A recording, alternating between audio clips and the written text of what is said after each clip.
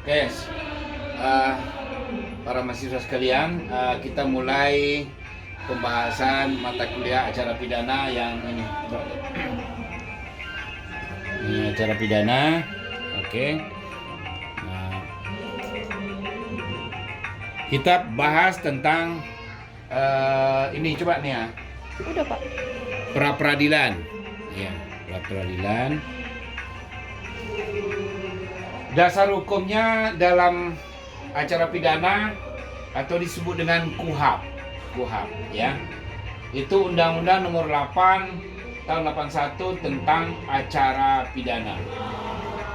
Pasal 1 kita lihat pasal 1 angka 10, 77, pasal 283, pasal 95 ayat 2 dan ayat 5, 97 dan seterusnya.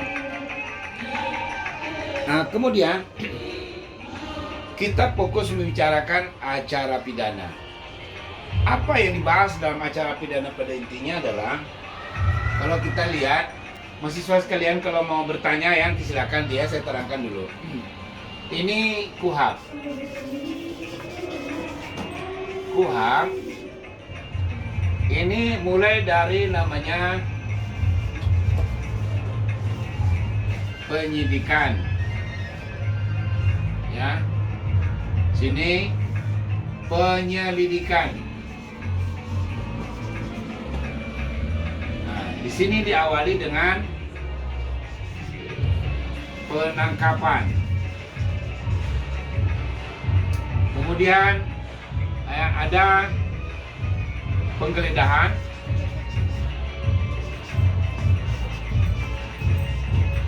Ada penyitaan.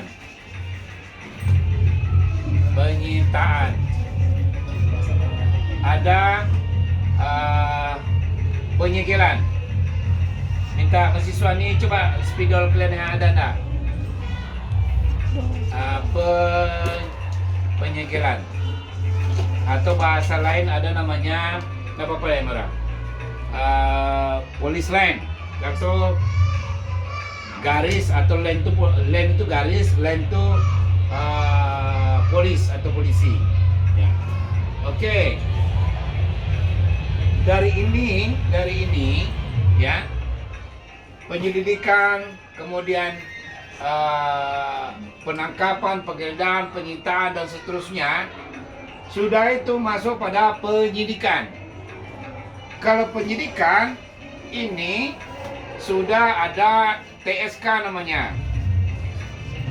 TSK atau bahasa lain adalah jadikan seseorang itu ditetapkan jadi tersangka harus dengan surat penetapan tersangka. Ya, tersangka. Coba shooting dulu orangnya, kadang-kadang mendung-mendung ya tak jelasnya. Jadi tersangka ini artinya sudah cukup dua alat bukti seseorang itu dijadikan tersangka dalam perkara pidana. Apa itu perkara pidana? Yang diatur di dalam KUHP dan diatur dalam undang-undang pidana tertentu atau tindak pidana khusus, atau dalam KUHP. KUHP itu namanya ya, KUHP ini Lex Generalis. Artinya umum, pidana umum.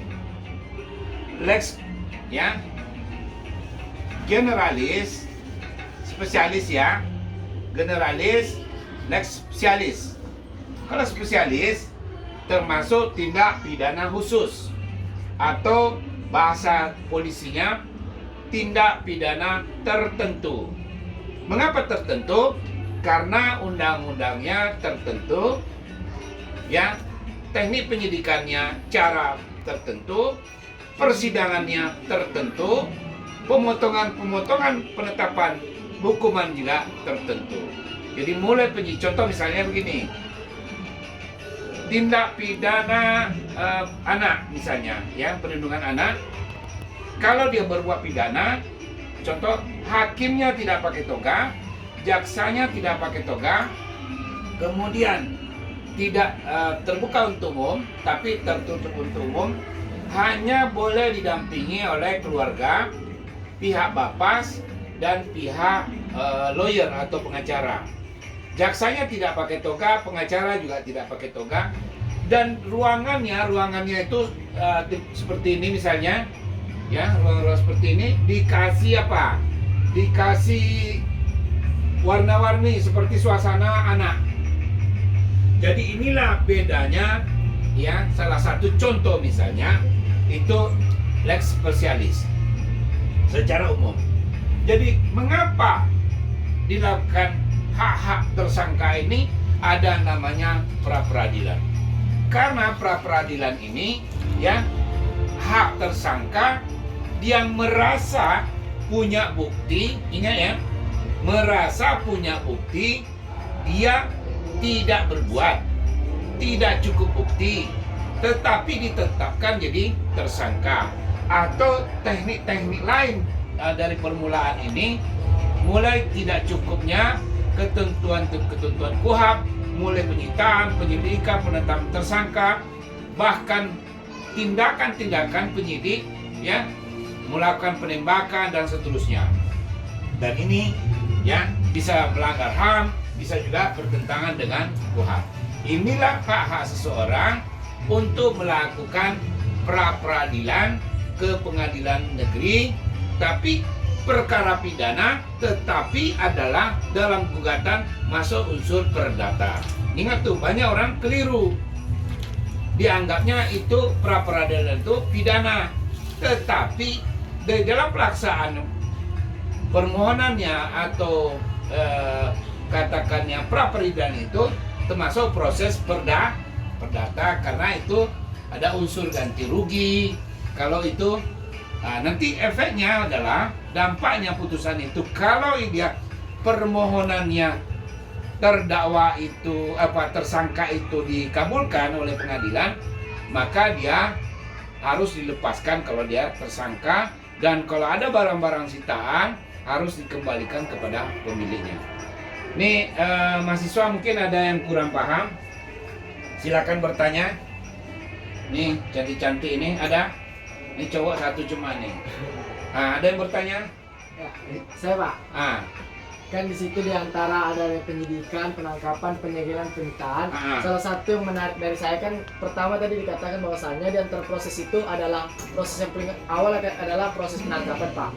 Artinya di sini saya ingin tanyakan bagaimana sebenarnya proses penangkapan itu, Pak, dan siapa hak ataupun siapa yang melakukan proses penangkapan gitu.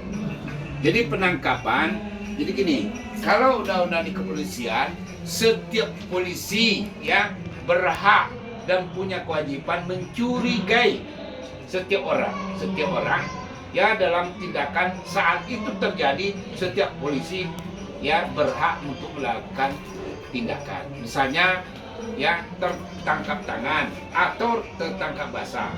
Tetapi dalam penyidikan prosesnya itu tentu ya adalah pihak reserse yang diberikan tugas dan tanggung jawab untuk melakukan tindakan di lapangan atas perintah komandan.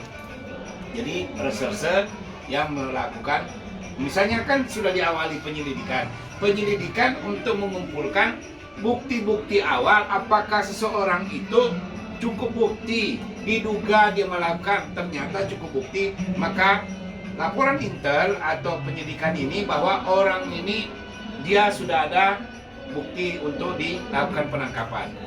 Dilakukan perintah penangkapan seseorang peserta. Makanya polisi harus memperlihatkan kepada keluarganya bahwa ini surat penangkapannya.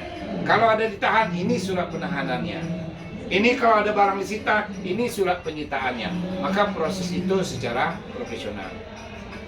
Nih ada mau ditanya? Ada misalnya apa itu KUHP, mengapa, tujuannya apa? Kamu tadi bertanya tapi tidak nyambung sekarang. Coba tanya lagi. Apa itu KUHP tadi? Apa? Anda bertanya tadi apa itu KUHP? Ya iyanya apa? Apa tadi bilang? Apa tujuan KUHP itu apa? Ya. Ya, kamu tadi apa tujuan KUHP? Jadi tujuan KUHP itu Ya, jadi sebenarnya SOP. Tahu SOP? Ya. Jadi secara umum tindakan-tindakan aparat penegak hukum selaku penyidik dituntun oleh SOP itu. Nah, bagaimana cara bekerjanya diatur di dalam KUHP sampai ya mulai orang diselidiki sampai eksekusi. Eksekusi itu artinya pelaksanaan putusan pengadilan, putusan hakim. Itu dia. Jadi kalau malu bertanya, ya itu jawaban SOP itu. Ini kayaknya ada yang mau bertanya, ada kira-kira yang apa tadi gini-gini tangannya? Nah, coba apa? Pak, kan apa perbedaan antara KUHP dengan KUHP, Pak? Oh ya. Kenapa Okay. harus dipisahkan, Pak? Kenapa KUHP acara pidana tersebut tidak dimasukkan aja ke hukum pidananya langsung, Pak? Ya, Kenapa bagus. harus pisah? Pertanyaannya bagus ya. Jadi begini, banyak pertanyaan antara KUHP dengan KUHP kadang-kadang sebutnya selalu sama, padahal jauh berbeda. KUHP adalah masih produk warisan Belanda. KUHP itu adalah ya ketentuan-ketentuan ancaman pidana ya secara umum apapun perbuatan pidananya sejak dulu. Tapi keluarnya undang-undang baru lex specialis itu misalnya illegal logging, illegal fishing, perlindungan anak, money laundering, lebih sekarang lagi tren ini cybercrime, money laundering, apalagi kemudian perlindungan anak, KDRT, kemudian legal fishing dan sebagainya, banyak karantin dan sebagainya itu sudah diatur oleh undang-undang secara khusus. Maka kalau ada yang khusus secara umum tidak berlaku lagi, tapi mengacu pada undang-undang baru. Kemudian KUHP itu disampaikan tadi, KUHP ini adalah SOP-nya dalam menangani perkara pidana yang ada di dalam KUHP maupun di luar KUHP. Jadi ini dia perbedaannya. Jadi oke, mahasiswa sekalian, saya sampai di sini dulu tentang persoalan KUHP sekitarnya, tetapi adalah menyangkut soal pra peradilan dan menyangkut soal bagaimana itu. Tapi saya tambahkan tadi ada yang pertanyaan siapa namanya ini Lisa. Pertama Lisa tadi WA saya tadi sebelum dia sampai ke sini, kata Lisa tadi, Pak, bagaimana KUHP pra peradilan itu di dalam persidangan? Pra peradilan itu ya siapa yang kita mohonkan sebagai dia tergugat ya termohon, misalnya Polda. Kalau Polda itu yang kita gugat itu termohon itu Kapolri, CQ Kapolda, CQ Kapolres,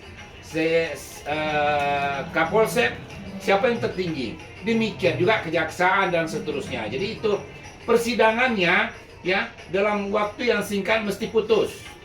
Dalam 14 hari mesti putus. Itu persidangannya. Jadi persidangannya ada yang lagi keliru. Memang persoalan pidana, tetapi adalah acaranya ada acara perdata, tidak pakai toga. Dulu ada saya lihat bersidang ada orang pakai toga, itu mungkin nggak ingat dia, jadi tidak pakai toga. Jadi ingat dia. Oke, mahasiswa sekalian, tunggu ada telepon masuk. Halo, ya, sebentar lagi saya kirim. Oke, terima kasih. Assalamualaikum. Oke ya, kasih.